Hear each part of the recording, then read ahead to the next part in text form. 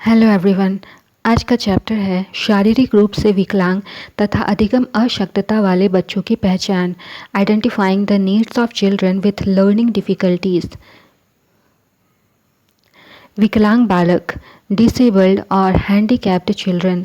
विकलांग बालकों से हमारा अभिप्राय उन बालकों से होता है जो साधारण या सामान्य बालकों से मानसिक, शारीरिक या संवेगात्मक दृष्टि से दोषपूर्ण होते हैं, अर्थात वह बालक जिसमें सामान्य बालकों की तुलना में कोई शारीरिक, मानसिक, संवेगात्मक और सामाजिक कमी अथवा दोष हो, जिसके कारण उसकी उपलब्धियां अधूरी रह जाती हैं, विकलांग या अपंग बालक कहलाता है। कुछ परिभाषाएं इस प्रकार हैं। क्रो व क्रो के अनुसार ऐसे बालक जिनमें ऐसा शारीरिक दोष होता है जो किसी भी रूप में उसे साधारण क्रियाओं में भाग लेने से रोकता है या उसे सीमित रखता है, ऐसे बालक को हम विकलांग बालक कह सकते हैं। डीजी फोर्स का विचार है कि जब शारीरिक दोषों के कारण उत्पन्न कठिनाइयों से बालक को सामाजिक स्वीकृति प्राप्त नहीं होती है, तब उससे उत्पन्न मनोवैज्ञानिक दोषों में भी वृद्धि होती है। इसी प्रकार ए एडलर से ने इस संबंध में लिखा है कि एक बालक जो शारीरिक दोषों से ग्रस्त है, उसमें हीनता की भावना उत्पन्न हो जाती है। इस प्रकार की भावना से बालक को थोड़ी सी संतुष्टि और प्रसन्नता मिलती है। वह इसकी क्षतिपूर्ति प्रतिष्ठा, श्रेष्ठता या प्रसिद्धि प्राप्त करके करना चाहता है। इन सब से उसको संतुष्टि प्राप्त होती है जो उसके शारीरिक दोषों के कारण होता है। विकलांग बालकों को निम्नलिखित वर्गों में बांटा जा सकता है। पहला, शारीरिक रूप से विकलांग बालक। शारीरिक रूप से विकलांग बालक वे होते हैं जिनमें कोई शारीरिक त्रुटि होती है और वह त्रुटि उनके कामकाज में किसी न किसी प्रकार की बाधा डालती है। यह त्रुटि अधिक भी हो सकती है और कम भी। शारीरिक रूप से विकलांग बालक भी कई प्रकार के होते हैं। इनका वर्गीकरण निम्नलिखित है। शारीरिक रूप से विकलांग छात्रों को 5 प्रमुख श्रेणियों में बांटा जा सकता है। पहला, शारीरिक दोष वाले छात्र। दूसरा, दृष्टि दोष वाले छात्र। तीसरा, श्रवण एवं वाणी दोष वाले छात्र। पहला, शारीरिक दोष, अंग संचालन में दोष वाले छात्र। शारीरिक अशक्तता वाले छात्रों में अंग संचालन की समस्या पाई जाती है। अंग संचालन के दोषों का संबंध मांसपेशियों और शरीर के जोड़ों से है, जो अंगों अथवा हाथ पांवों को प्रभावित करते हैं। इस प्रकार की विषमताओं वाले छात्रों को शिक्षण की उन गतिविधियों में जिसमें शारीरिक क्रियाओं की आवश्यकता पड़ती है, सीखने में कठिनाई होती है। शारीरिक अपंगता, अशक्तता की पहचान। छात्रों के शारीरिक अंगों में ये विकृतियां होती हैं: गर्दन, हाथ, अंगुलियां, कमर, टांगे आदि। ऐसे छात्र को कठिनाई होती है बैठने में, खड़े होने में, चलने आदि में। ऐसे छात्रों को किसी वस्तु को पकड़ने में, वस्तु को उठाने में, पुनः उसे उचित स्थान पर रखने में कठिनाई होती है। प्रायः जोड़ों में दर्द की शिकायत रहती है। लिखने में, कलम को पकड़ने में, झटका देकर चलना, अंगों में अवांछित हलचल रहती है। अंग पूरे न हों, किसी कारण अंग अथवा हाथ पैर के अंश काट दिए गए हों। दूसरा, दृष्टि दोष वाले छात्र।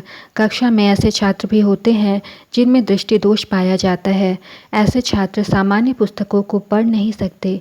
उन्हें पढ़ने के लिए किसी सहायक सामग्री की आवश्यकता पड़ती है।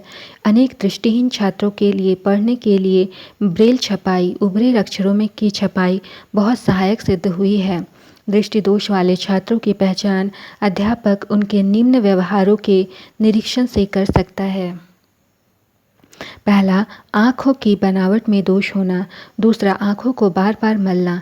तीसरा, आँखों का बराबर लाल रहना। चौथा, एक आँख का बंद करके सिर को आगे की ओर झुकाना। आँखों के बहुत निकट लाकर वस्तु या पुस्तक को देखना। श्यामपट्ट पर लिखित सामग्री की नकल करते समय दूसरे छात्र की सहायता लेना। पलकों को बार बार झपकाना और भेंगेपन की शिकायत। आँखों से पानी बहना। सिर दर्द की शिकायत रहना। चलते समय लोगों से या किसी वस्तु से टक्कर खाना। यदि कोई छात्र इनमें से कोई व्यवहार करता है तो उसे प्राथमिक स्वास्थ्य केंद्र में आँखों के निरीक्षण के लिए भेजा जाए। श्रवण एवं वाणी दोष वाले छात्र शैक्षिक संप्रेषण और सीखने में सुनने की क्रिया की महत्वपूर्ण भूमिका होती है। विद्यार्थी की श्रवण संबंधी समस्याएं उसके सीखने की क्षमता को प्रभावित करती हैं। श्रवण समस्याओं के कारण वाणी दोष उत्पन्न हो सकते हैं। यह आवश्यक है कि ऐसे छात्र की पहचान करके उनमें सुधार करने की दिशा में उचित कदम उठाने चाहिए, जिससे उनकी शैक्षिक आवश्यकताओं की पूर्ति हो सके। श्रवण दोष वाले छात्रों को सरलता से पहचाना जा सकता है। इस संबंध में उनके व्यवहारों का इस प्रकार से प्रेक्षण करना चाहिए। कान की बनावट में दोष का होना, कानों का अक्सर बहते रहना, कानों को बहुधा दर्द की शिकायत होना, कानों को बहुधा खुजलाते रहना, अच्छी तरह सुनने के लिए सिर को एक तरफ से दूसरी ओर घुमाना, अध्यापक से प्रायः निर्देशों और प्रश्नों को दोहराने के लिए निवेदन करना, श्रुति लेख में बहुत अधिक त्रुटियां करना, सुनते समय अध्यापक के चेहरे को बहुत अधिक ध्यान से देखना, बोलते समय वाणी में कठिनाई का परिलक्षित होना। यदि छात्र इनमें से किन्हीं लक्षणों को प्रदर्शित करता है तो उसे चिकित्सा संबंधी परीक्षण के लिए भेजना चाहिए। दूसरा, मानसिक रूप से विकलांग बालक। इस प्रकार के बालकों में मूर्ख, निम्न बुद्धि वाले, मंद गति से सीखने वाले बालकों की गणना होती है। इन बालकों का वर्गीकरण बालकों की बुद्धि लब्धि यानी IQ के आधार पर किया जाता है। ऐसे छात्रों को उनके निम्नलिखित प्रकार के व्यवहारों से पहचाना जा सकता है। शैक्षिक उपलब्धि का स्तर निम्न होना, जल्दी भूलने की आदत या थोड़े समय के बाद पढ़े हुए पाठ को भूल जाना, ध्यान में एकाग्रता का कम होना, विषय पर कम समय तक ही ध्यान केंद्रित कर पाना, भौतिक मूर्त सामग्री के प्रस्तुतिकरण पर अधिक निर्भरता, विचार शक्ति की कमी, तत्काल परिणामों यानी पुरस्कारों आदि की अपेक्षा करना, असफल होने के भय से ग्रसित रहना, आत्म अवलोकन की शक्ति का अभाव, सम प्रत्यय की निम्न धारणा रखना, आत्मविश्वास का अभाव, सीमित संप्रेषण का होना, मांसपेशीय समन्वय का कम होना, स्वयं के कार्यों को करने में कठिनाई का अनुभव करना, जैसे खाना, पहनना, नहाना आदि को लेकर स्वयं की उचित देखभाल न कर सकना, समझने में कठिनाई का अनुभव करना, विश्लेषण एवं तर्क शक्ति का अभाव, धीमी गति से सीखना। इन्हें सामान्य छात्रों की अपेक्षा अधिक अभ्यास और दोहराने की आवश्यकता होती है। तथ्य को बिना समझे केवल रटने का प्रयास करना, कक्षा में क्रियाकलापों में सक्रिय भागीदारी से जी चुराना, मूर्त उदाहरणों पर अधिक निर्भर करना। तीसरा, अधिगम अशक्तता वाले छात्र। कुछ छात्रों में सीखने के लिए एक स्तर की सूचित क्षमता का विकास नहीं होता, जैसे पढ़ने लिखने, वर्तनी अथवा गणित में। ऐसे छात्रों की विशेष समस्याओं को देखा जा सकता है। सीखने की कम क्षमता रखने वाले छात्रों की पहचान उनके निम्नलिखित व्यवहार को देखकर की जा सकती है। छात्र उचित प्रकार से नहीं पढ़ पाता, यद्यपि उसके मौखिक उत्तर बुद्धिमत्तापूर्ण होते हैं। वर्तनी की त्रुटियां करना, अक्षरों को छोड़ देना अथवा उनके स्थान को बदल देना, जैसे लड़की के स्थान पर लकड़ी, सरल के स्थान पर सलर अथवा रमणीय के स्थान पर रमणी लिखकर छोड़ देना। संख्याओं को गलत ढंग से लिखना, उदाहरण के लिए 12 को 21 अथवा 69 को अथवा 79 को 69 आदि। विमनस्क या उचाट मन रहना, अपनी समय सारणी को याद नहीं रखना। सदैव मलिन रहना, गृह कार्य को विलंब से करना, कक्षा में देरी से आना। यद्यपि छात्र चतुर दिखता है और उसमें किसी प्रकार का शारीरिक दोष भी नहीं है, फिर भी परीक्षा का निष्पादन अच्छा नहीं होता। इतना अधिक उत्तेजित हो जाता है कि वह किसी भी कार्य को पूरा करने में असमर्थ रहता है। पढ़ते समय शब्दों या पंक्तियों को छोड़ देना, शब्दों में निहित अक्षरों को अलग अलग करके पढ़ लेता है, परंतु शब्द और ध्वनि का साम्य स्थापित करके उच्चारण नहीं कर पाता। जैसे सा, मा, जी, क को पढ़ लेता है, लेकिन मिलाकर सामाजिक शब्द रूप में पढ़ने में कठिनाई होती है। वह सामाजिक उच्चारण करता है। इसी प्रकार विकसित को वी, क, सी, त करके पढ़ेगा। विकलांग बालकों की समस्याएं। बालक अपंग हो, अंधे हों, आधे अंधे हों, पूर्ण बहरे हों या अपूर्ण बहरे हों, अथवा वे मानसिक रूप से अपंग या विकलांग हो, ऐसे बालकों को विभिन्न प्रकार की समस्याओं का सामना करना ही पड़ता है। ऐसे बालकों की इन समस्याओं की ओर विशेष ध्यान देने की आवश्यकता होती है।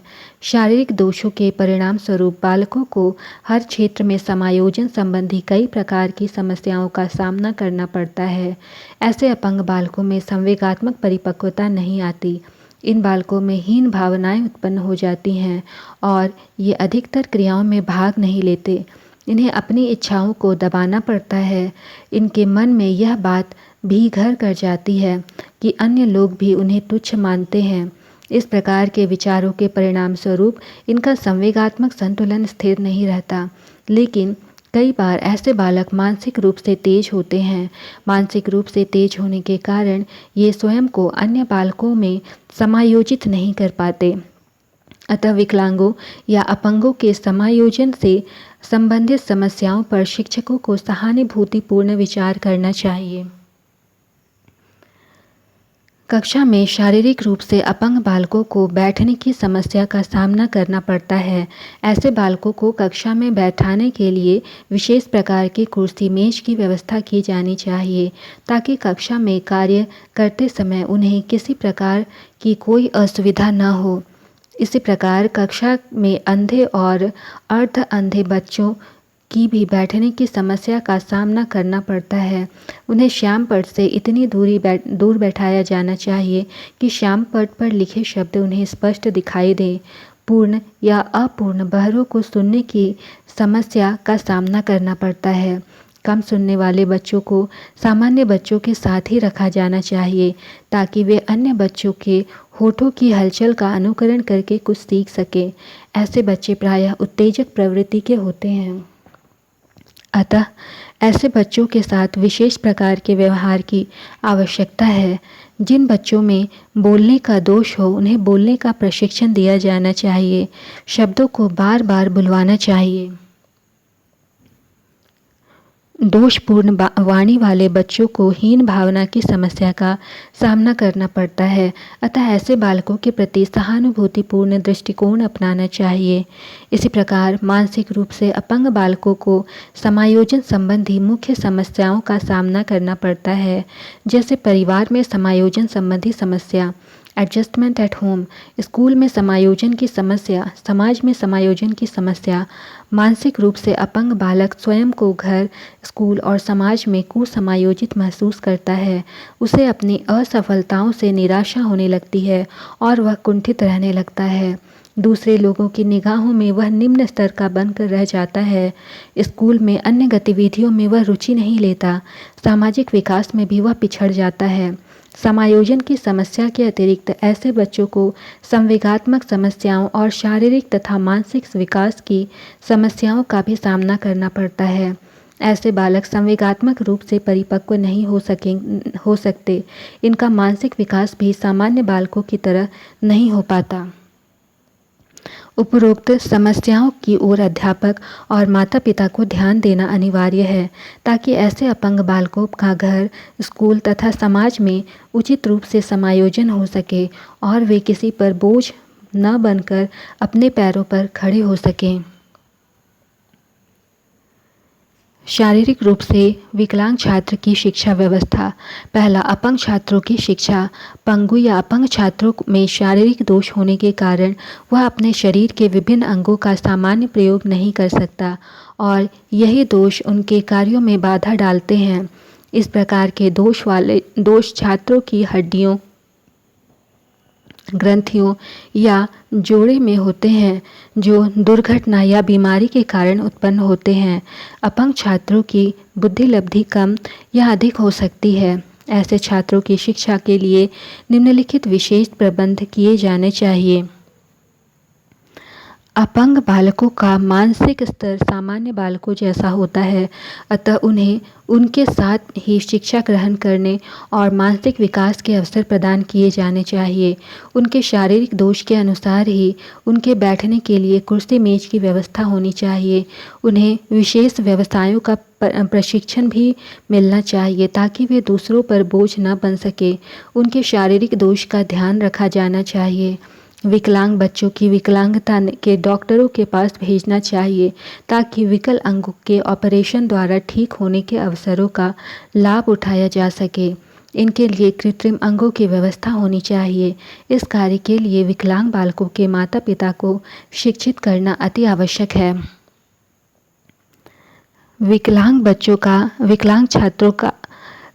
बच्चों को अपनी त्रुटि के बारे में दृष्टि बदलने की शिक्षा देनी चाहिए और दूसरे सामान्य लोगों के साथ संपर्क बढ़ाने के लिए प्रोत्साहित करना चाहिए। विकलांग छात्रों का संवेगात्मक समायोजन करना बहुत आवश्यक है। इनके मन में हीन भावना को दूर करना शिक्षा का केंद्रीय उद्देश्य होना चाहिए। दूसरा, संपूर्ण और अर्ध अंधे बालकों की शिक्षा। संपूर्ण रूप से अंधे या आधे अंधे छात्रों की शिक्षा के लिए अध्यापक को निम्न प्रयत्न करने चाहिए। इनका अंधापन किसी ऐनक से ठीक हो सके तो इनके लिए ऐनकों का प्रबंध करना चाहिए।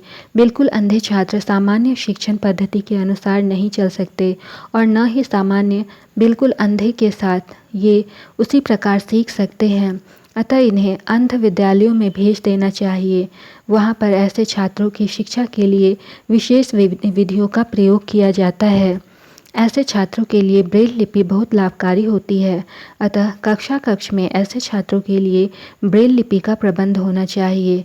इनके लिए मोटे टाइप की पुस्तकों का प्रयोग करना चाहिए। ऐसे छात्रों की कक्षाओं में हवा और रोशनी का उचित प्रबंध होना चाहिए। इन छात्रों की लिखाई पढ़ाई और आदतों में सुधार किया जाना चाहिए।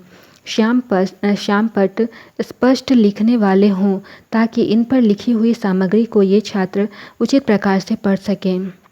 साथ ही श्याम पट्टों का स्थान इतनी दूरी पर हो कि छात्रों की आंखों पर किसी प्रकार का दबाव न पड़े। पूर्ण या अपूर्ण अंधे छात्रों को पुस्तकीय ज्ञान की अपेक्षा किसी हस्तकार्य का प्रशिक्षण मिलना चाहिए। तीसरा, पूर्ण बहरे और अपूर्ण बहरे बालकों की शिक्षा। बिल्कुल बहरे छात्र वे होते हैं जिन्हें बिल्कुल भी सुनाई नहीं देता। ये या तो जन्म से बहरे होते हैं या किसी रोग के कारण बहरे हो जाते हैं। कई छात्र सुनते तो हैं लेकिन कम सुनते हैं। ऐसे छात्र भी सामान्य छात्र की तरह नहीं सीख पाते। इनकी शिक्षा की निम्नलिखित व्यवस्थाएं होनी चाहिए। बहरे छात्र के लिए विशेष प्रकार के स्कूलों की व्यवस्था की जानी चाहिए। इन स्कूलों में विशेष प्रविधियों द्वारा प्रशिक्षण दिया जाता है। कई शहरों में ऐसे स्कूलों की व्यवस्था भी है, जैसे गुड़गांव, रोहतक, दिल्ली आदि। ऐसे छात्रों के माता पिता का शिक्षण भी आवश्यक है। ऐसा एक स्कूल अमेरिका के लॉस एंजल्स में जॉन ट्रेसी की निदानशाला है, जो डाक द्वारा ऐसा प्रशिक्षण देती है। कम बहरे छात्रों के लिए अलग स्कूल की व्यवस्था नहीं होनी चाहिए, क्योंकि ऐसे छात्र अध्यापकों के होठों से बहुत कुछ जान सकते हैं तथा सीख सकते हैं। ऐसे छात्रों और अध्यापकों में अच्छे संबंध स्थापित होने चाहिए ताकि उनके समायोजन के लिए व्यक्तिगत ध्यान दे सकें। चौथा, हकलाने वाले या दोषपूर्ण वाणी वाले छात्रों की शिक्षा। दोषपूर्ण वाणी में हकलाना, तुतलाना, बहुत धीरे बोलना या बहुत मोटी आवाज़ में बोलना या बिल्कुल ही ना बोलना इत्यादि दोष शामिल होते हैं। अस्पष्ट बोलना भी वाणी दोष में सम्मिलित है। इन दोषों के कारण छात्रों में हीन भावना, आत्मविश्वास की कमी, संवेगात्मक अस्थिरता आदि का उत्पन्न होना स्वाभाविक है। अतः ऐसे छात्रों की विशेष शिक्षा का प्रबंध होना अति आवश्यक है। इसके लिए निम्नलिखित कदम उठाए जा सकते हैं। इनके साथ सहानुभूतिपूर्ण व्यवहार होना चाहिए। अध्ययन की गलत आदतों पर नियंत्रण करना आना चाहिए। शल्य क्रिया के योग्य दोषों के शल्य क्रिया द्वारा इलाज करवाना चाहिए। विशेष शब्दों का उच्चारण बार बार कराया जाना चाहिए। कई बार बिल्कुल ना बोलने वाले छात्रों को या तो बिल्कुल ही सुनाई नहीं देता या फिर वे कम सुनते हैं। बोलने और सुनने में गहरा संबंध होता है, अतः ऐसे छात्रों के श्रवण सामग्री द्वारा सुनने के योग्य बनाकर उनकी वाणी में सुधार किया जा सकता है। छात्रों को बोलने का उचित प्रशिक्षण दिया जाना चाहिए। 5वां, मानसिक रूप से पिछड़े छात्रों की शिक्षा। मानसिक रूप से विकलांग छात्रों की शिक्षा के लिए निम्नलिखित सुझाव हैं। अध्यापक द्वारा विशेष ध्यान दिया जाना चाहिए। मानसिक रूप से पिछड़े छात्रों के माता पिता को शिक्षित करना आवश्यक है। ऐसे छात्रों के लिए विशेष स्कूल या हस्तपाल होने चाहिए। इन बालकों के शिक्षण के लिए विशेष शिक्षण विधियां अपनाई जानी चाहिए, क्योंकि सामान्य शिक्षण विधियां इन छात्रों के लिए अहितकर हैं। मंदबुद्धि छात्रों या मानसिक रूप से विकलांग छात्रों का पाठ्यक्रम भी विशेष प्रकार का होना चाहिए। इनकी किसी हस्तकला का प्रशिक्षण दिया जाना चाहिए, इनके लिए लाभकारी हो सकता है। 6ठा, अधिगम अशक्तता वाले बालकों की शिक्षा। अधिगम अशक्तता वाले बालकों की शिक्षा के लिए निम्नलिखित सुझाव हैं। इन बालकों के परिवार के वातावरण में सुधार करना चाहिए। स्कूल के वातावरण में सुधार करना चाहिए। सामाजिक वातावरण में सुधार करना आवश्यक है।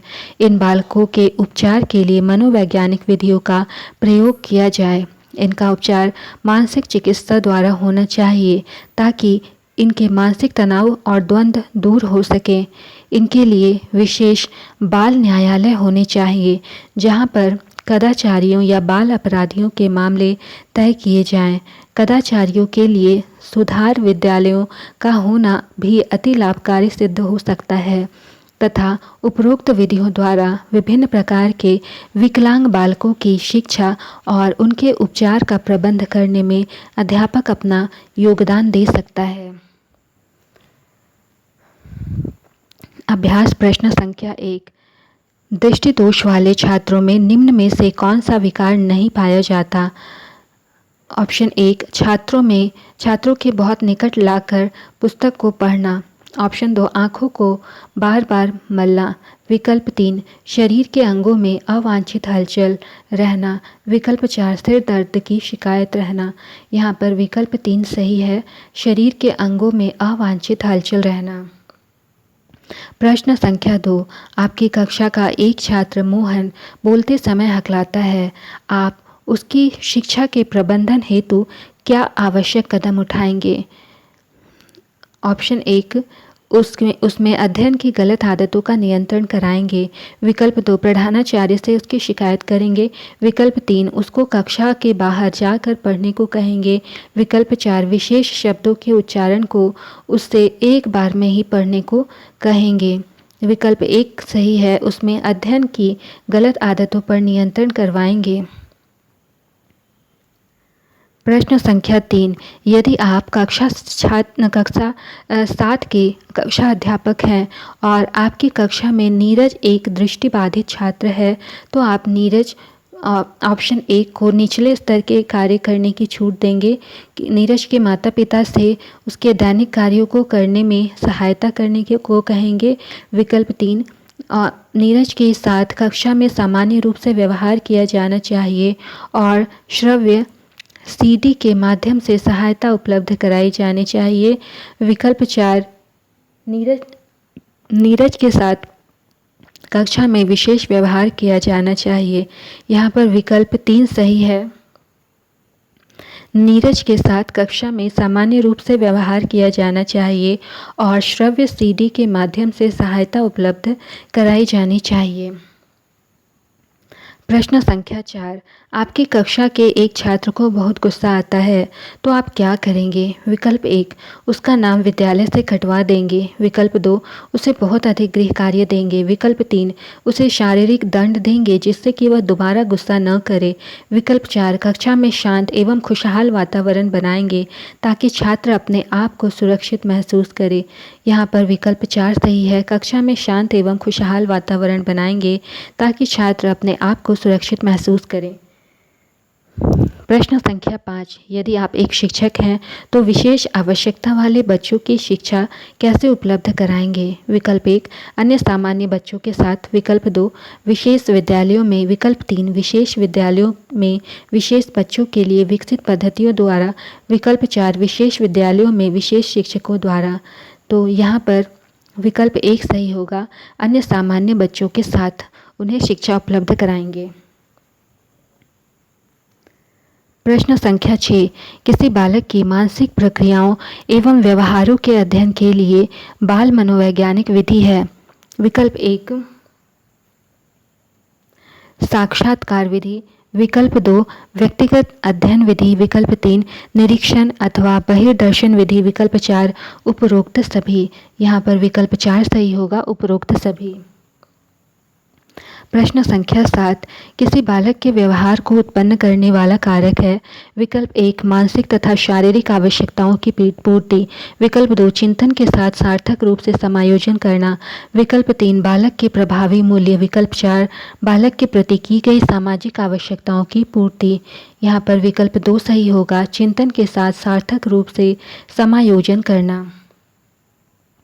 प्रश्न संख्या 8, एक शारीरिक विकलांग बालक के लिए विद्यालय में निम्नलिखित में से क्या आवश्यक रूप से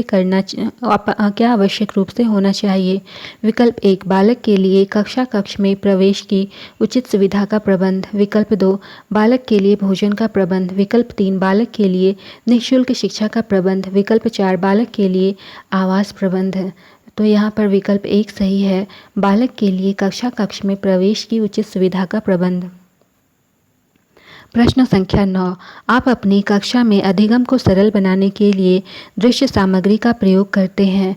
ऐसी स्थिति में कक्ष के किन छात्रों को सबसे कम लाभ होगा? विकल्प 1, जो पढ़ने में सामान्य स्तर के हैं।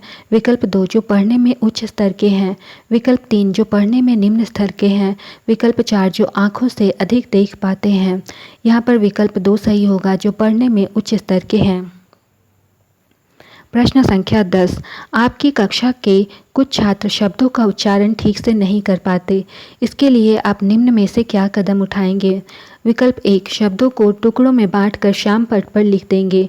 विकल्प 2, छात्रों को शुद्ध उच्चारण करके सुनाएंगे। विकल्प 3, छात्रों के शुद्ध उच्चारण बार बार दोहराने को कहेंगे। विकल्प 4, उपरोक्त सभी। विकल्प 4 यहाँ पर सही उत्तर है, उपरोक्त सभी। प्रश्न संख्या 11, कक्ष में दृश्य श्रव्य सामग्री के संदर्भ में निम्न में से कौन सा कथन असत्य है? विकल्प 1, ये सामग्री छात्रों की रुचियों को उत्तेजित करती हैं।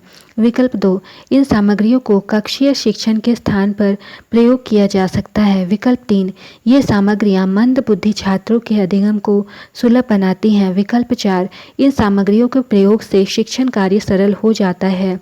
यहाँ पर विकल्प 2 सही होगा, इन सामग्रियों को कक्षीय शिक्षण के स्थान पर प्रयोग किया जा सकता है।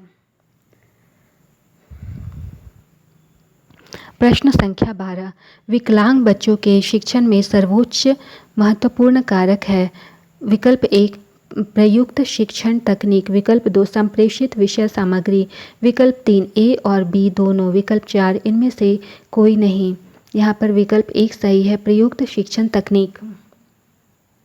प्रश्न संख्या 13, आपकी कक्षा का एक छात्र राजू, जो मानसिक तौर पर एक पिछड़ा हुआ बालक है, आप उसको निम्न में से किस प्रकृति में रखेंगे?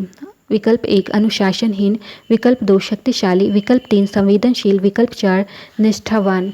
यहाँ पर विकल्प 3 सही है, संवेदनशील। प्रश्न संख्या 14, आपकी कक्षा में कुछ बच्चे शारीरिक रूप से निःशक्त, कुछ बच्चे मानसिक रूप से निःशक्त तथा बाकी बच्चे सामान्य हैं।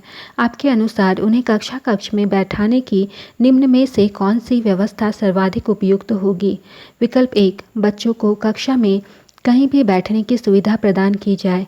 विकल्प 2, शारीरिक रूप से निःशक्त बच्चों को सबसे आगे बैठाया जाए। विकल्प 3, मानसिक रूप से निःशक्त बच्चों को सबसे आगे बैठाया जाए।